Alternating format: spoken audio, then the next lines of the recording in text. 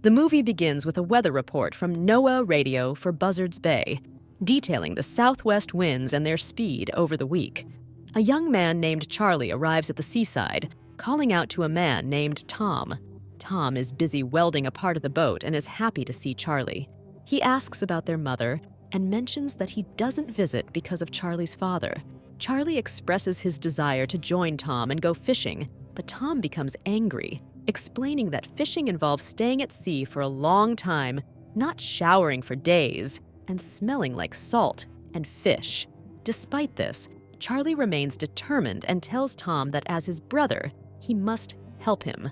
Tom questions whether Charlie dropped out of college, and Charlie reveals that he graduated 2 weeks ago. With no choice, Tom takes Charlie under his wing and gives him a tour of the boat. Tom explains the boat's rules to Charlie before introducing him to Nunzi, another crew member. Nunzi and Tom try to intimidate Charlie by teasing him about looking like Justin Bieber and how they all dislike Justin Bieber, but Charlie takes it lightly, joking that they shouldn't miss out on good music. They welcome Charlie into their crew and give him a haircut. 15 hours later, as the boat is in the Asian Rip, they hear a strange sound and discover that the boat has caught fire, causing a hole in the hull. Tom quickly reports to the station, informing them that his boat, Harmony, has a hole and is sinking fast.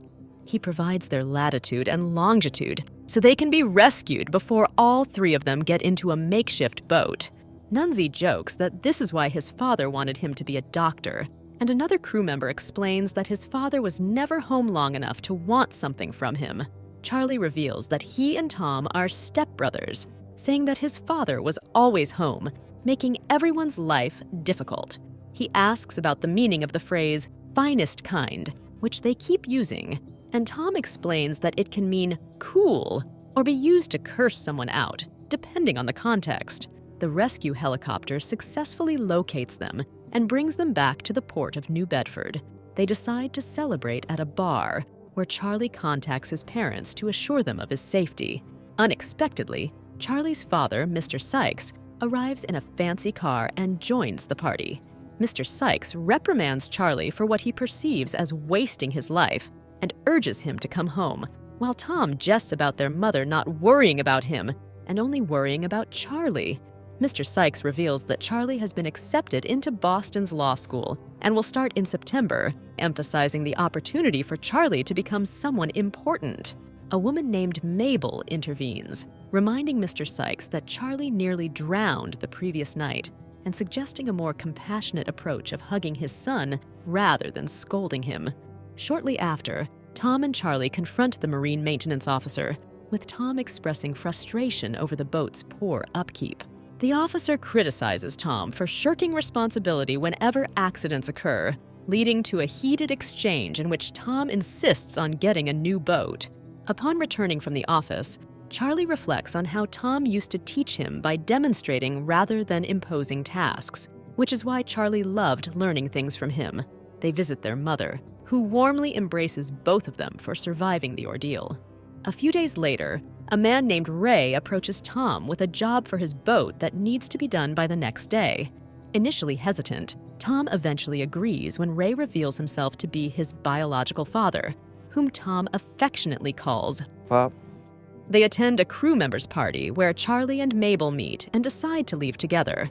However, Schemo, another crew member, asks for a ride to his apartment, coincidentally in the same complex as Mabel's. Mabel's mother, Pulet, notices Mabel's car and calls her to return some money. Upon entering Mabel's apartment, Pulet questions Charlie's background, becoming hostile and implying he shouldn't be with his daughter if he's wealthy, because he will eventually leave her for better prospects. Upset, Mabel asserts her independence, refusing any help from Charlie and explaining her dream of being her own hero. Despite their brief acquaintance, Charlie expresses interest in Mabel, who then shows him her modest single-bedroom apartment where she has lived since she was 17. She tells him this is her true self, as this is where she expresses herself the most. The next morning, as the crew prepares to sail, they realize Charlie is late, which concerns Tom, who is strict about punctuality.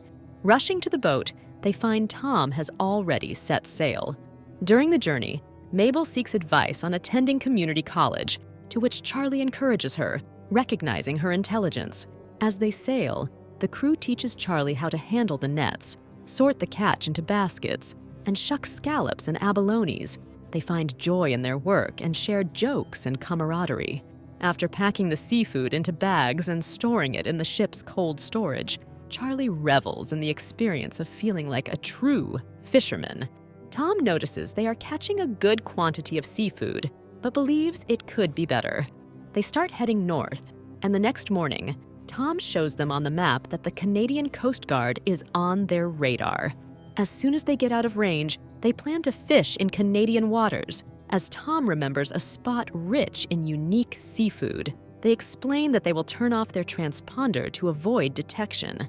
Tom expresses his desire to prove to Ray that this trip will be the biggest for his boat. Charlie questions what would happen if they got caught, but Tom assures him that it's not an option. They go on the haul and manage to catch a substantial amount of seafood. They laugh and talk about how days like this make them grateful for not going to college. They preserve the food, and Charlie and Tom have a bonding moment as they playfully wrestle each other. A few days later, while 1 mile into Canadian waters, the ship starts malfunctioning, leaving them stranded.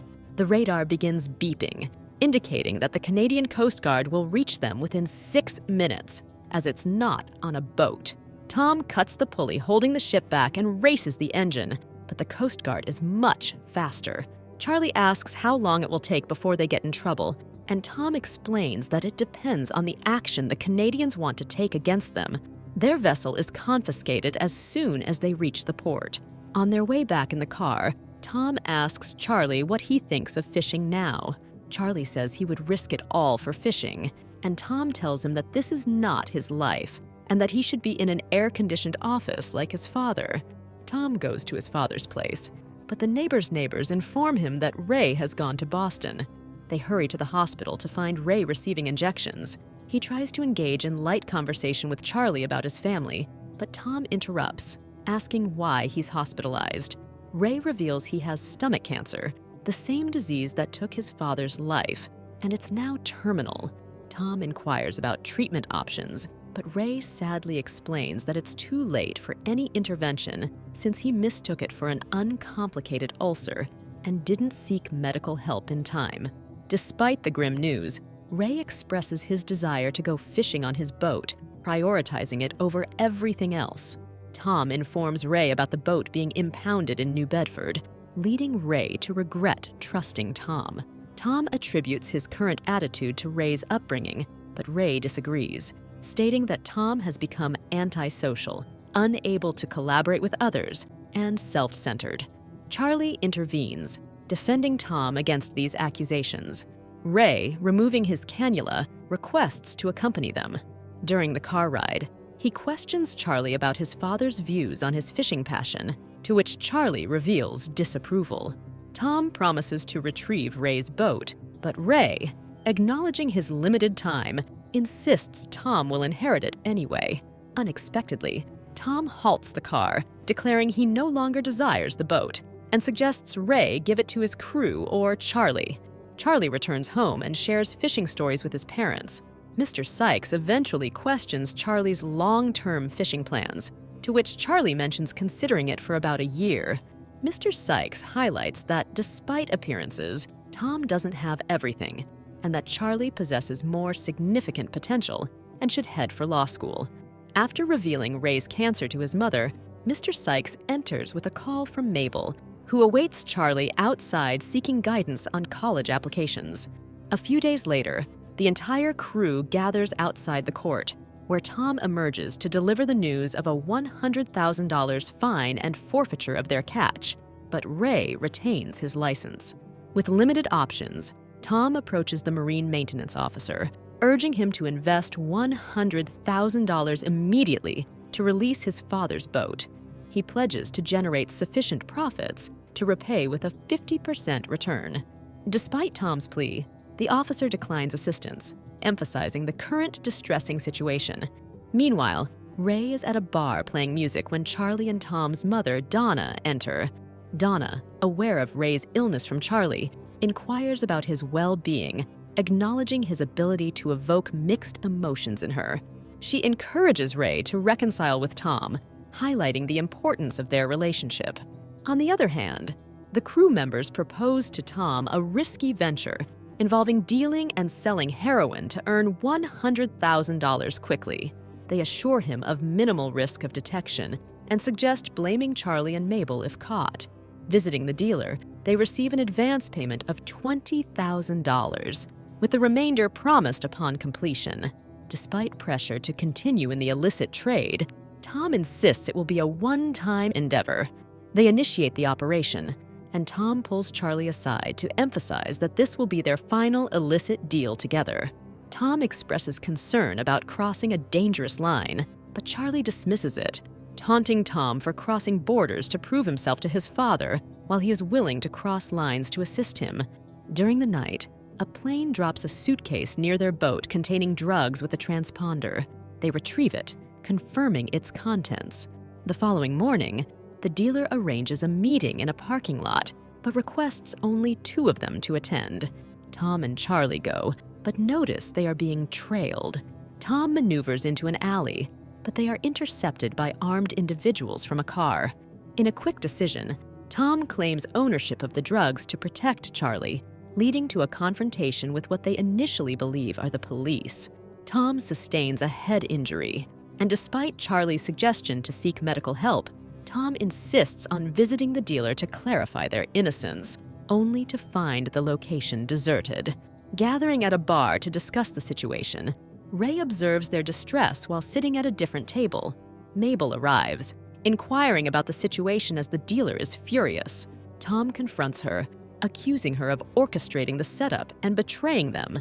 Angered, Mabel denies involvement and leaves abruptly, telling Charlie if he loves her, he needs to stand up for her. Ray approaches Tom for an explanation, and they assure him it's a misunderstanding. They go to one of the crew members, Costa's house, and find the dealers already there with guns. They walk inside the house, threatening his wife and children's safety, and question Tom. Costa's wife's water breaks, and the dealer says the quicker they get over this, the quicker she will be relieved of pain. Tom says that Mabel set them up, and the dealer says she doesn't have an idea where the drugs are as they harshly asked her to. Charlie questions what they did to her and offends the dealer, who takes out his gun, and chaos ensues as Costa's wife goes into labor. The dealer gives them a day to figure out and retrieve the drugs, otherwise they will all get killed. Thinking he is not clear enough, he shoots Costa's arm to make his point. Charlie, looking really worried, heads to Mabel's place and notices her face full of bruises. He heads to Tom's place after purchasing a pistol, and Ray catches him there. Ray tells him to explain the situation to him because he loves his son, and Charlie ends up telling him. Charlie waits for Tom the entire night, but he doesn't show up. Other crewmates tell Charlie that Tom has gone to Schemo, and he rushes there. Tom pulls out a gun and shoots in the air near Schemo, causing him to confess that he saw the chance and took it because this much money could fix his life. Tom nearly shoots him, but is stopped by Charlie. On the other side, Ray goes to the dealers with $15,000 and tells them to take it and call it a day. But the dealers tell him that he would need 300 times the amount of that money because the scope of this issue is so enormous. The dealer tells Ray to go and run away as he can't help his boy Tom. Suddenly, Ray takes out a gun and shoots all 3 of the dealers. Tom and Charlie walk in on the situation. Ray tells Tom that someday, when he gets a son and looks at him for the first time, he will get a feeling that he can die for his son. He says that feeling never goes away. A few days later, Charlie takes Mabel home for dinner and asks his father to lend him $100,000. His father is shocked and angry at how everything went down the drain, and Charlie still wants to fish.